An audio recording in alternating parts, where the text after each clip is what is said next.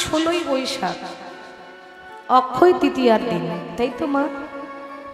দিনটা বড় শুভ, কারণ অক্ষয়, সেদিন যদি কিছু করেন সেটা কোনোদিনও ক্ষয় হবে না, অমর অক্ষয় থাকে। ওই জন্য সেদিন কিছু শুভ কাজ করতে হয়, কোনো শুভ জিনিসের শুরু করতে হয়। আর অক্ষয় তৃতীয়ার দিনে আরেকজনের আবির্ভাব হয়েছিল, আরেকজন অবতার নিয়েছিলেন। তিনি কে?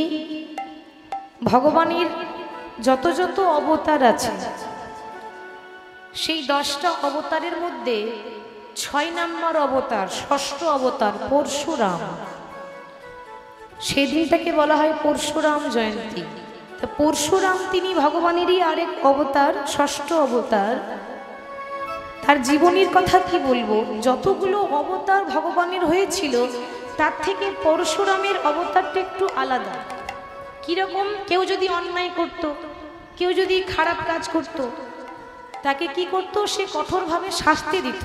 তার হাতে ছিল একটা কুঠার, কুঠার রূপী রাম, তার জন্য বলা হয় পরশুরাম। পরশুরামের বাবা ছিল এক ব্রাহ্মণ আর মা ছিল ক্ষত্রিয়। পিতার নাম ছিল যমদগ্নি, ঋষি যমদগ্নি, এবং মায়ের নাম ছিল রেণুকা দেবী। একবার মা কি হয়েছে জানেন? তার পিতা একটা যজ্ঞের আয়োজন করেছেন, মানে বাড়িতে একটু হোম যজ্ঞ করছে।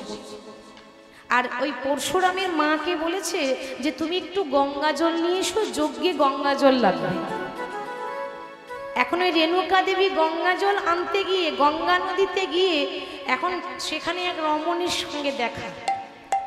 এবার এই রমণীর সঙ্গে দেখা, একটা মেয়ে মানুষ আরেকজনের সঙ্গে দেখা হলে যা হয়, আমাদের মেয়েদের কাজ কি, যদি একটু বান্ধবী পেয়ে যায় শুরু করে দিলাম গল্প, তাই তো মা? সে এখন জল আনতে গিয়ে গল্প শুরু করেছে, আর ওইদিকে যে যজ্ঞ হচ্ছে গঙ্গা জলটা লাগবে, দেরি হয়ে যাচ্ছে, সেদিকে তার লক্ষ্য ছিল না। মানে গল্পতে এত ব্যস্ত হয়েছে, গল্প বিভোর হয়ে গেছে, ওদিকে যজ্ঞ শেষ হয়ে গেল। তারপর রেণুকা দেবী জল নিয়ে আসছে। ব্রাহ্মণ তখন ক্রোধান্বিত হয়ে রেণুকা দেবীর উপর খুব রাগ হয়েছিল যে রেণুকা, আমার যজ্ঞ শেষ হয়ে গেল আর তুমি এতক্ষণে গঙ্গা জল নিয়ে আসছো। তো ওই ব্রাহ্মণের 4টে ছেলে ছিল, সব থেকে ছোট ছিল পরশুরাম। তো 4টে ছেলেকে আদেশ করলো যে তোমরা আমার সন্তান, আমার আদেশ পালন করো, এই মুহূর্তে তোমরা নিজের হাতে তোমার মায়ের মুন্ডটা ছেদন করে দাও, মানে মায়ের মাথাটা কেটে দাও।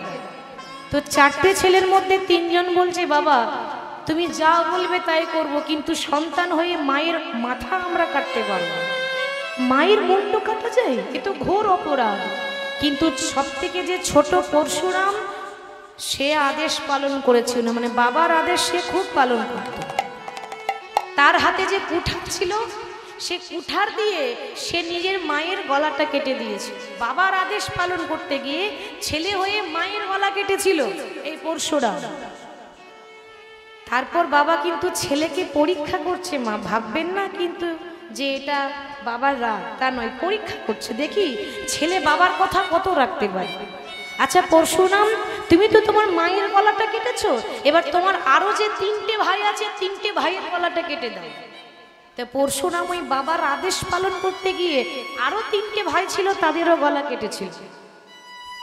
শেষে বলেছিল পরশুরাম, তুমি বাবার এত আদেশ পালন করো, আমি তোমার উপর খুব খুশি হয়েছি। যে ছেলে বাবার একটা ইশারার বিরুদ্ধে যায় না, বাবা যেটা বলেছে সেটা করেছে, আমি তোমায় বর দিতে চাই, বলো তুমি কি বর চাও।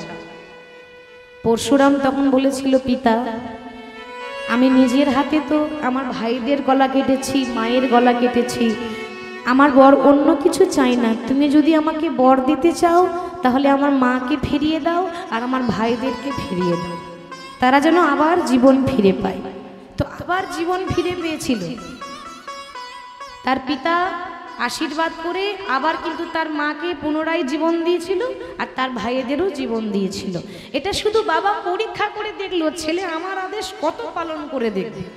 এই সেই পরশুরামের কথা, যার জন্ম হয়েছিল অক্ষয় তৃতীয়ার দিনে। অক্ষয় তৃতীয়ার দিন নারায়ণেরও আবির্ভাব তিথি। অক্ষয় তৃতীয়ার দিন মহাভারত লেখা হয়েছিল, সূচনা হয়েছিল। এই দিনটা খুব শুভ। এই অক্ষয় তৃতীয়ার দিন মা গঙ্গা এই মর্তধামে আগমন করেছিল, যার জন্য এই দিনটা বড় শুভ। তাই ভগবানের নাম করার সৌভাগ্য যখন পেয়েছি, অতএব নাম করব। চলুন বৃন্দাবন যাব, বৃন্দাবন গিয়ে লীলা সাধন করব রাধারানীর সতীত্ব প্রমাণ।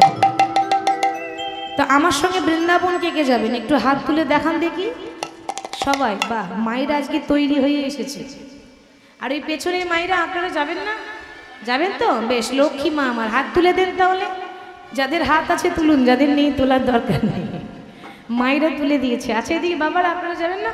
যাবেন তো? দেখি সবাই বাহু তুলে বলিয়ে রাধা রানী কি, বৃন্দাবন ধাম কি, বাকে বিহারী লাল কি। এবার সবাই দুটি বাহু তুলে বলবো একবার রাধে রাধে বলেই, সবাই দুটি বাহু তুলে চলো যাই মধুর বৃন্দাবনে, চলো যাই মধুর বৃন্দাবনে। দুটি বাহু তুলে চলো যাই মধুর বৃন্দাবনে, চলো যাই মধুর বৃন্দাবনে। রাধে রাধে বলে দুটি বাহু তুলে চলো যাই মধুর বৃন্দাবনে, চলো যাই মধুর বৃন্দাবনে। রাধে রাধে বলে দুটি বাহু তুলে চলো যাই মধুর বৃন্দাবনে, চলো যাই মধুর বৃন্দাবনে।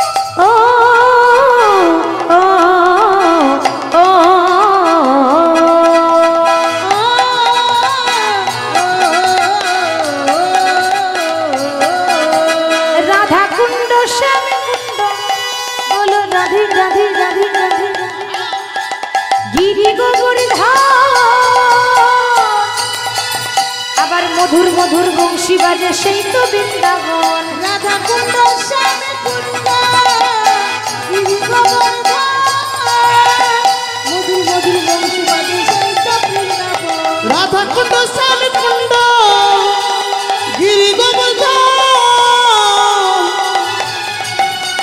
মধুর মধুর বংশী বাজে সেই তো বৃন্দাবন। একবার রাধে রাধে বলে দুটি বাহু তুলে চলো যাই মধুর বৃন্দাবনে, চলো যাই মধুর বৃন্দাবনে। একবার রাধে রাধে বলে দুটি বাহু তুলে চলো যাই মধুর বৃন্দাবনে, চলো যাই মধুর বৃন্দাবনে। রাধে রাধে বলে দুটি বাহু তুলে চলো যাই মধুর বৃন্দাবনে, চলো যাই মধুর বৃন্দাবনে।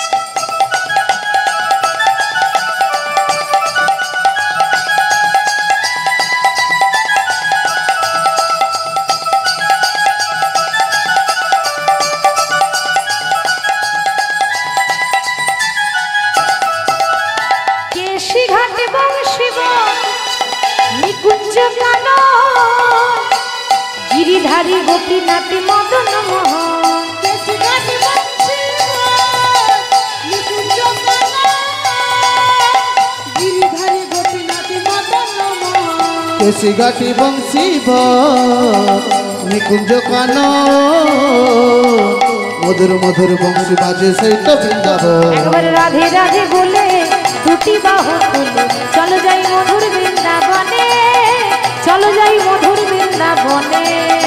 রাধে রাধে বলে দুটি বাহু তুলে চলো যাই মধুর বৃন্দাবনে, চলো যাই মধুর বৃন্দাবনে।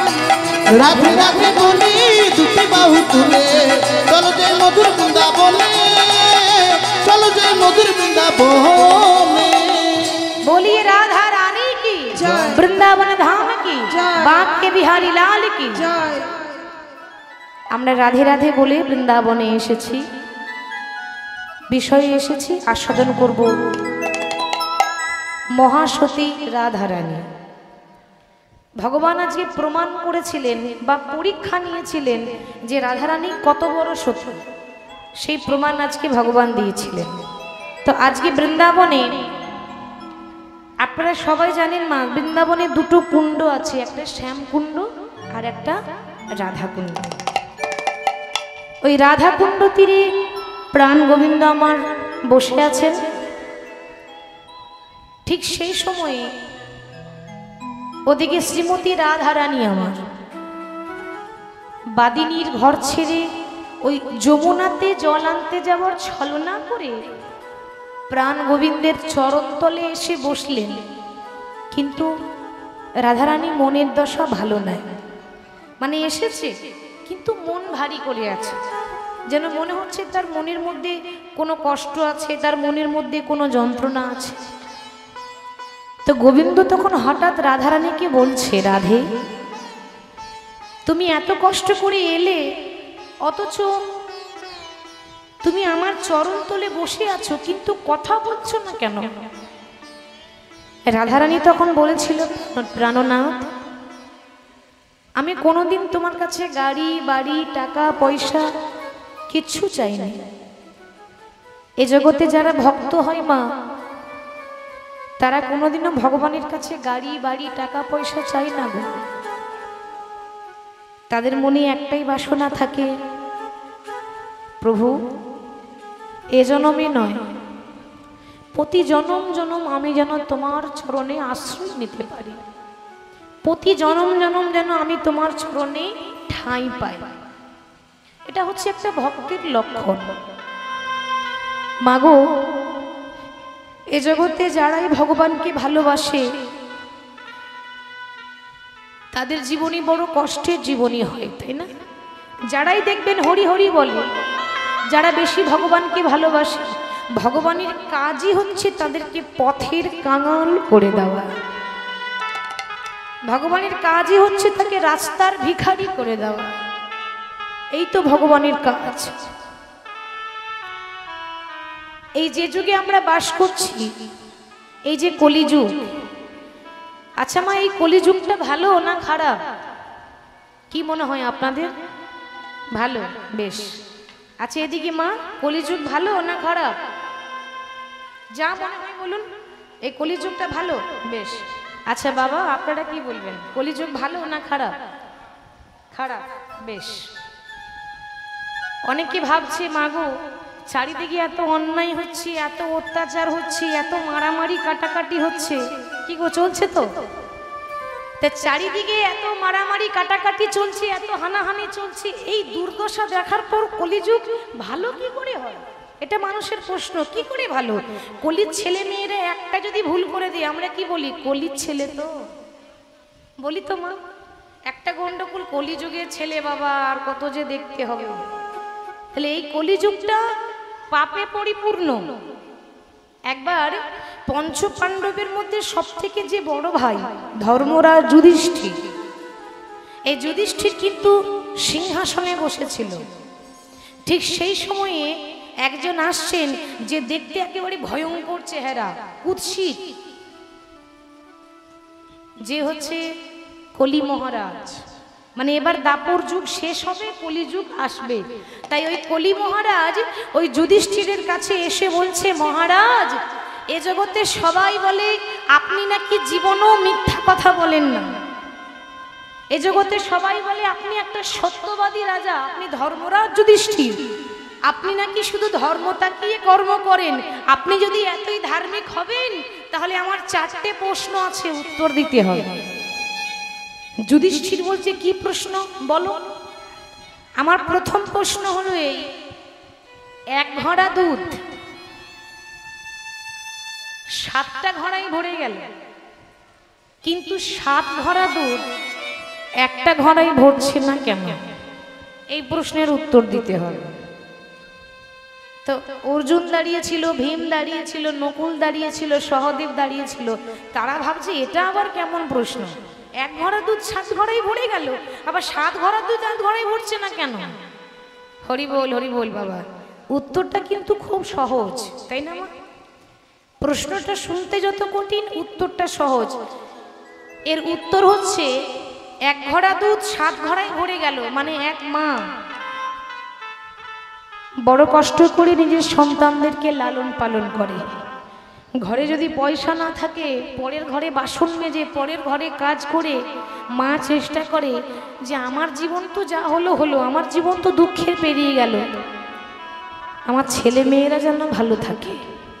এই ভালো রাখার আশায় প্রত্যেকটা মা কিন্তু চেষ্টা করে যে ছেলেরা যেন আমার ভালো থাকে। তাহলে সেই মা বড় কষ্ট করে সন্তানদের মানুষ করে, কিন্তু সেই সন্তানরা যখন বড় হয়ে যায় তখন সেই মায়ের মুখে কিন্তু এক মুঠো ভাত পর্যন্ত তুলে দিতে পারে না, ঠিক তো? ওই জন্য বলে ছোটবেলায় মা কাঁদে ছেলে ভাত খাই না বলে, আর বড়বেলায় মা কাঁদে ছেলে ভাত দেয় না বলে। তাহলে কি হলো মা? এক ঘড়া দুধ 7 ঘড়াই ভরে গেল, 7 ঘড়া দুধ একটা ঘড়াই ভরল না। মায়ের গর্ভে একটা সন্তানের 10 মাস 10 দিন জায়গা হয়, কিন্তু কিছু কিছু সন্তান আছে, সবার কথা বলি নাই, সবাই খারাপ নয়, সব সন্তানরা খারাপ হয় না। কিছু কিছু সন্তান আছে যার 4 তলা বিল্ডিং এ মায়ের এতটুকু থাকার জায়গা হয় না। হরি বল। আমরা কলিযুগের মানুষ তো, সোজা পথে হাঁটতে জানি না, উল্টো রাস্তায় হেঁটে যাই। দেখবেন নিজের বাবাকে বাবা বলতে ভালো লাগে না, পরের বাবাকে বাবা বলতে বেশি ভালো লাগে, তাই না মা? সবই উল্টো। আবার এমন এমন ছেলে আছে দেখবেন বড় ঘটা করে ওই বাবা শিবের মাথায় জল ঢালতে যায়, যাই তো অনেক ভক্তই যায়। তাদের মধ্যে কিছু কিছু সন্তান আছে যে খালি পায়ে হেঁটে হেঁটে বাবা শিবের মাথায় জল ঢালতে তো যায়, কিন্তু আজ পর্যন্ত নিজের বাড়িতে ওই কুয়ো থেকে 1 বালতি জল তুলে ছেলে হয়ে নিজের বাবার মাথায় 1 বালতি জল ঢেলে স্নান করিয়ে দিতে পারে না, আবার সে আবার যাচ্ছে বাবা ভোলানাথের মাথায় জল ঢালতে। আপনারাই বলুন, ভোলানাথ গ্রহণ করবে? সেই জল গ্রহণ করবে না। আমাদের জীবনে প্রথম গুরুকে মা, মাতা পিতা, সব সময় গুরুদেব। আমাদের জীবনে প্রথম গুরু মা বাবা। আগে মা বাবাকে শ্রদ্ধা করবেন, তারপর অন্য কিছু। মা বাবার যদি চরণ সেবা করা হয়, তীর্থযাত্রা করতে হয় না, ঘরে বসেও তীর্থ ভ্রমণের ফল হয়ে যায়। কলি মহারাজ বলছে, বেশ, প্রথম প্রশ্নের উত্তর পেয়েছি, এবার মহারাজ তুমি দ্বিতীয় প্রশ্নের উত্তর দাও।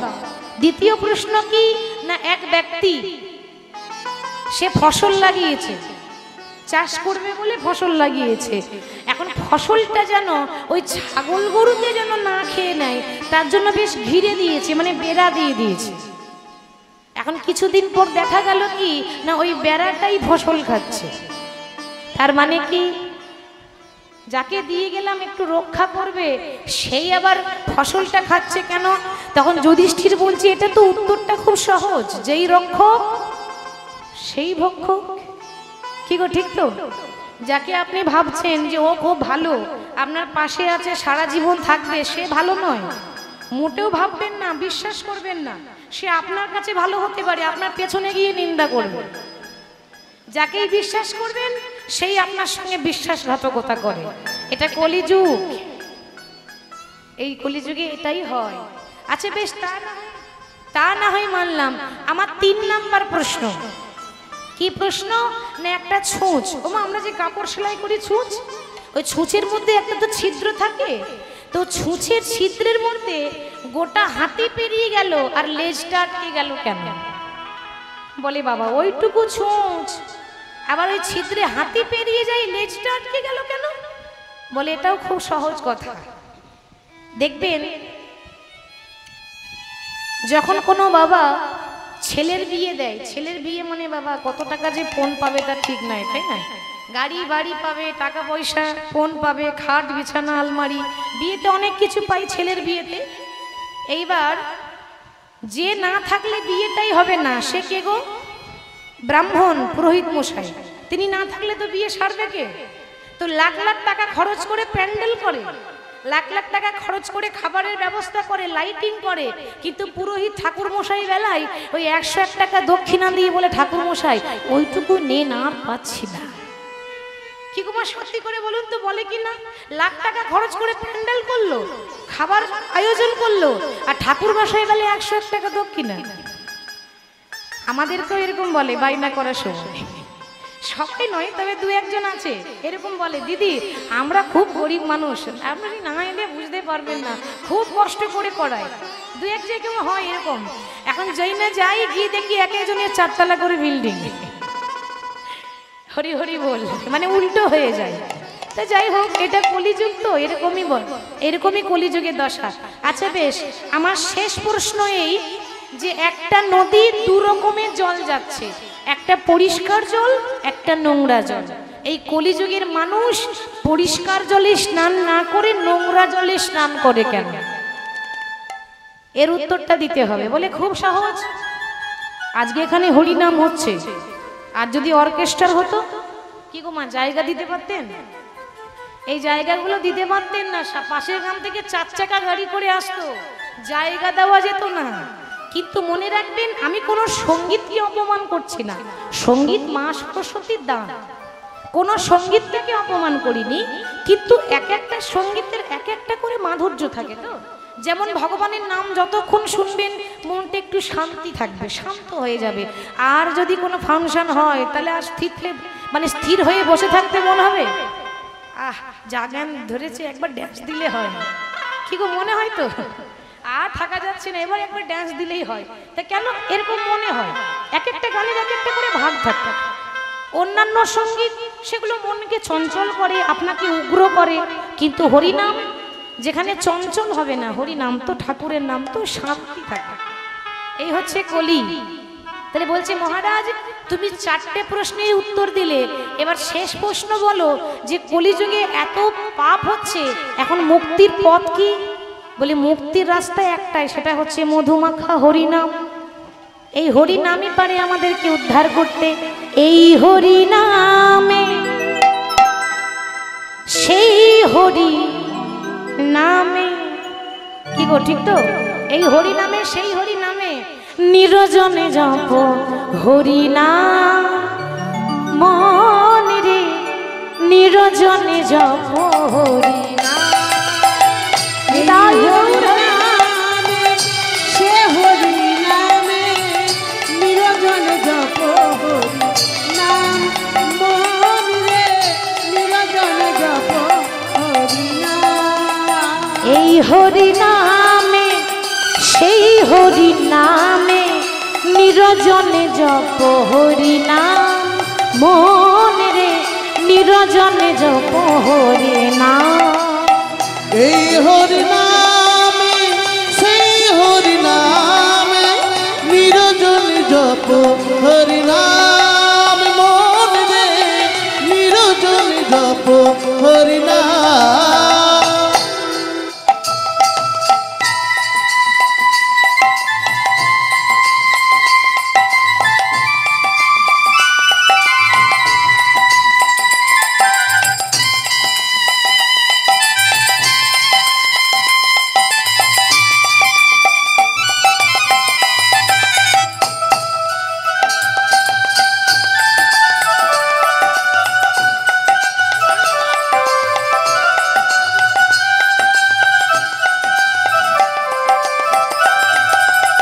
হরি নামে বলো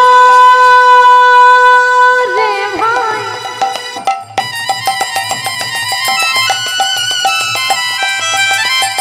বাকি সবই মিছে, পালাইতে পথ নাই, জমে আছে পিছে। হরি নাম, হরি নাম বলো রে ভাই,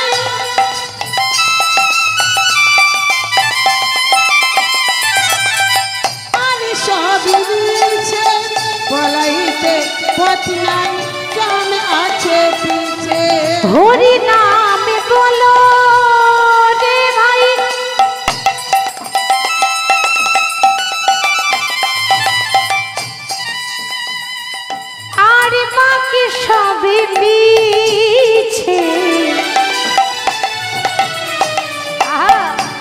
যাইতে পথ নাই জমে আছে পিছে। হরি নাম হলো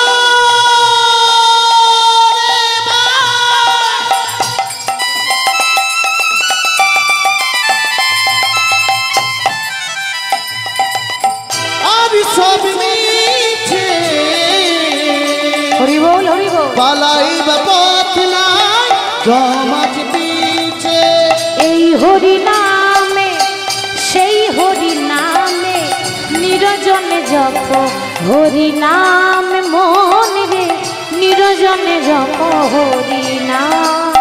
এই হরি নামে সে হরি নামে নিরজন জপ হরি নাম মন রে নিরজন জপ হরি নাম। তাই বৃন্দাবনে রাধারানী গোবিন্দের কাছে বলছে, দয়াময় আমি প্রত্যেক দিন আসি, যতই কষ্ট হোক তোমার কাছে হাসি মুখে এসে দাঁড়াই, কিন্তু তুমি তো পরমাত্মা, তুমি তো ভক্তের অন্তরের কথা জানো, তোমার কাছে তো কিছু গোপন নাই আর কিছু লুকিয়ে রাখতে পারবো না। আমার দুঃখই এই, আমি যখনই বাড়ি থেকে বেরিয়ে আসি, যখনই রাস্তায় হেঁটে যাই, আমাকে বৃন্দাবনের যেই দেখতে পাই, যারাই দেখতে পাই, তারাই আমাকে বৃন্দাবনে গালাগালি করে। কি বলছো রাধে, তোমার মতো ভক্তকে গালি দেয়? বলে হ্যাঁ। আর কি বলে গালি দেয় জানো? তারা আমাকে বলে বলে ওই যাই কৃষ্ণ কলঙ্কিনী রানী, কৃষ্ণ কলঙ্কিনী। এই কৃষ্ণ কলঙ্কিনী বলে আমাকে গালি দেয়। গোবিন্দ তখন বলছে, রাধে এ তো বড় সৌভাগ্যের কথা। কেন জানো? এ জগতে কলঙ্কিনী হতে পারে সবাই, কিন্তু মাগো কৃষ্ণ কলঙ্কিনী কজন হতে পারে? ঠিক তো? কলঙ্ক তো মানুষের জীবনে থাকে, কিন্তু ভগবানকে ভালোবেসে কলঙ্ক, এটা সৌভাগ্য, এটা দুর্ভাগ্য নয়। কিন্তু রাধারানী তো নারী জাতি, তার মন তো মানছে না। তার দুঃখ যে যারা আমাকে দেখে তারা কটু কথা বলে কেন? আমি তোমার চরণ সাধনা করি, আমি তোমার চরণ ভজনা করি, এটা কি আমার পাপ? এটা কি আমার অন্যায়? তাই বধূ তোমার লাগিয়া এই কলঙ্কের মালা গলাতে পড়েছি আমি। বধূ তোমার লাগিয়া কলঙ্কের মালা গলায় পড়েছি আমি। তোমার লাগিয়া কলঙ্কের মালা গলায় পড়েছি আমি। বধূ যাহাই উচিত করহ বিহিত ওহে জগতের স্বামী। তোমার যাহাই উচিত হয়ে পরাণী বধূ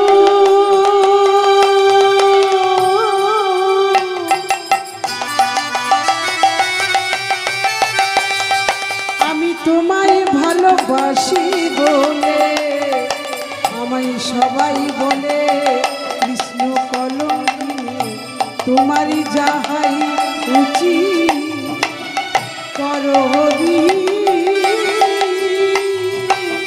ওহে জগতের আমায় সবাই বলে কলঙ্কিনী। সবাই নিতাই গৌর হরি বল কলঙ্কিনী। কৃষ্ণ হরি বল। কলঙ্কিনী। আমি তোমায় ভালো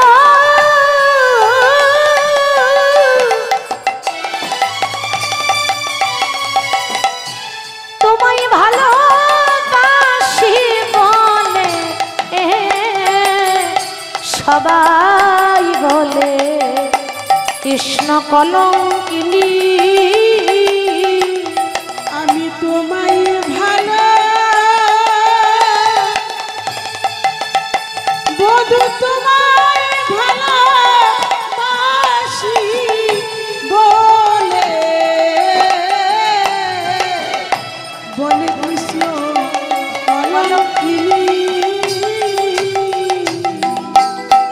প্রাণনাথ। সবাই বলে ভগবানের নাম করে নাকি জীবন সফল হয়ে যায়, কিন্তু আমার তা হলো না। তোমার নাম করে আমার বরং কাঁদতে কাঁদতে জন্ম গেল। গোবিন্দ তখন বলছে, রাধে, ভগবানের নাম করলে তার কাঁদতে কাঁদতে জন্মই যায়। তার প্রমাণ দিচ্ছে বাবা রামায়ণে। রামায়ণে প্রত্যক্ষ প্রমাণ। যখন রাম রাবণের যুদ্ধ শুরু হলো, তো রাবণের পক্ষ থেকে বড় বড় বীর, বড় বড় যোদ্ধা, বড় বড় সেনা পাঠাচ্ছে রামের সঙ্গে যুদ্ধ করতে, কিন্তু আজ পর্যন্ত যারা যায় তারা কেউ ফিরে এলো না। কেন জানেন? যে একবার চলে যায় সে আর কোনোদিন ফিরে আসে না। যে একবার চলে যায় সে আর কোনো সাড়া দেয় না। রাবণ যখন দেখছে যে আমি এত বড় বড় বীর পাঠাচ্ছি, কেউ যখন ফিরে এলো না, সবাই হার মেনে গেল, মানে সবাই রামের চরণে উদ্ধার হয়ে গেল। রাবণের দশা কেমন জানেন মা? কেউ যেন দেখতে না পায়। ঘরের দরজা বন্ধ করে ঘরের ভেতরে রাবণ লুকিয়ে লুকিয়ে কাঁদছে, বসে বসে লুকিয়ে লুকিয়ে কাঁদছে। কেন? সবাই বলে রাবণ নাকি বড় পাপাচারী, অত্যাচারী, রাবণ নাকি দুরাচারী, রাবণ বড্ড খারাপ। কিন্তু এটা আমরা ভাবি, যেমন ভাবি রাবণ কিন্তু তেমন ছিল না। রাবণ বলছে, প্রভু, এ জগতে সবাই আমাকে বলে আমি নাকি রামকে ভালোবাসি না, সবাই আমাকে বলে আমি নাকি তোমার সঙ্গে শত্রুতা করছি, আমি খুব খারাপ, আমার নাকি ভক্তি নেই, আমার নাকি হৃদয় নেই। কিন্তু কেউ জানো বা না জানো, তুমি তো জানো যে আমি তোমায় কতটা ভালোবাসি। তাদের মতো দেখাতে পারি না। তোমার কাছে আমার একটাই নিবেদন, সবাই তো চলে গেল, আমার ভাইয়েরা আমাকে ছেড়ে সবাই চলে গেল, এমনকি কুম্ভকর্ণ, সে কুম্ভকর্ণ পর্যন্ত রামের হাতে পরাজিত হয়ে গেল, কেউ নেই, আমি একা। এবার তোমার কাছে আমার একটা প্রার্থনা, এই রাবণ যেদিন রামের হাতে মরতে পারবে সেদিনই রাবণের জীবনটা ধন্য হয়ে যাবে। সেদিন জানবো যে আমার মানব জন্মটা ধন্য হয়ে গেল। আমার নিবেদন যে তুমি যেন তোমার রাঙা চরণে আমাকে ঠাঁই দিও দয়াময়। রাবণ যখন কাঁদছে না, ঠিক সেই সময় রাবণের কান্নাটা শুনতে পেল একজন। সে কে মা? হরি বল। রাবণের কান্নাটা যে শুনতে পেয়েছে সে হলো রাবণের বংশের শেষ সম্বল, রাবণের ভাইপো। বয়স হচ্ছে 5 বছর, নাম হচ্ছে তরণী। তো রাবণের ভাইপো তরণী যখন দেখছে যে তার জ্যাঠামশাই কাঁদছে, সম্পর্কে রাবণের ভাইপো, তে রাবণ জ্যাঠামশাই হচ্ছে, তো ঘরের ভেতরে গিয়ে, ছোট ছেলে তো মা, এত কি আর জ্ঞান আছে, ছুটে গিয়ে রাবণকে জড়িয়ে ধরেছে। জ্যাঠামশাই, ও জ্যাঠামশাই, তুমি কাঁদছো কেন গো? কি হয়েছে? তোমার মনে কি কোনো দুঃখ আছে? তোমার মনের মধ্যে কি কোনো কষ্ট আছে? রাবণ তখন বলছে, খোকা, আমার মনের কষ্টটা তুই বুঝবি না, তুই জানবি না। হ্যাঁ, আমি বুঝে নিয়েছি, তোমার কেউ নাই বলেই তুমি কাঁদছো, তো ভাবছো কালকে কে যুদ্ধ করবে। মনে রেখো, তোমার কেউ থাক বা না থাক, তোমার ভাইপো আছে না, তোমার ভাইপো তোমাকে কথা দিল আগামীকাল সকালবেলায় আমি যাব রামের সঙ্গে যুদ্ধ করতে।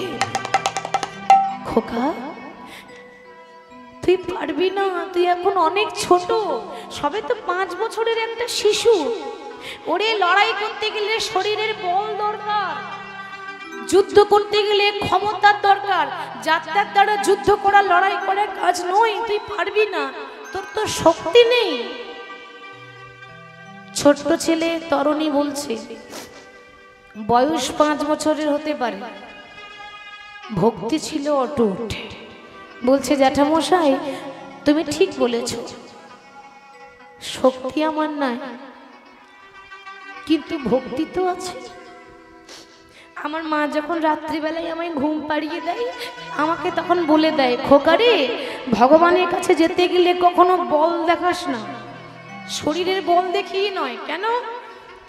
আজ আমার টাকা পয়সা আছে, আজ আমার বল আছে, তাই আমি আজ অহংকার করছি। মনে রাখতে হবে, বল একদিন শেষ হবে, আর টাকা পয়সাটাও একদিন থাকবে না, চিরদিন থাকে না বল, ঠিক তো? আর সেদিন গতি কি হবে এটা একবার ভাবতে হবে। কিন্তু যতক্ষণ টাকার বল, যতক্ষণ শরীরের বল, ততদিন কে বলবে হরি বল? কি বাবা কেউ বলে? টাকার বল আছে তো এখন মনে মনে ভাবছে আমি একাই 100, আমার কাউকে দরকার পড়বে না, কিন্তু বলও একদিন শেষ হবে, আর সেদিন তোমার এই হরি ছাড়া তোমার আর কেউ থাকবে না। তাহলে জ্যাঠামশাই, আমার শক্তি তো নেই কিন্তু ভক্তি তো আছে, তুমি শুধু আমাকে আশীর্বাদ করে দাও, আমি যেন রামের কাছে গিয়ে আর যেন জীবনেও ফিরে আসতে না পারি। কি বলছিস তুই? এই জগতে ছেলে মেয়েরা যখন বাইরে যায়, তখন মা বাবাকে বলে যায়, মা তুমি চিন্তা করো না, আমি খুব তাড়াতাড়ি চলে আসবো। কি গো মা বলে তো? কিন্তু তরুণী কিন্তু আসবো বলছে না, বলছে আমি আর ঘরে আসতেই চাই না। কেন? আমার ইচ্ছা আছে আমি যেন রামের হাতে মরতে পারি। কেন জানো?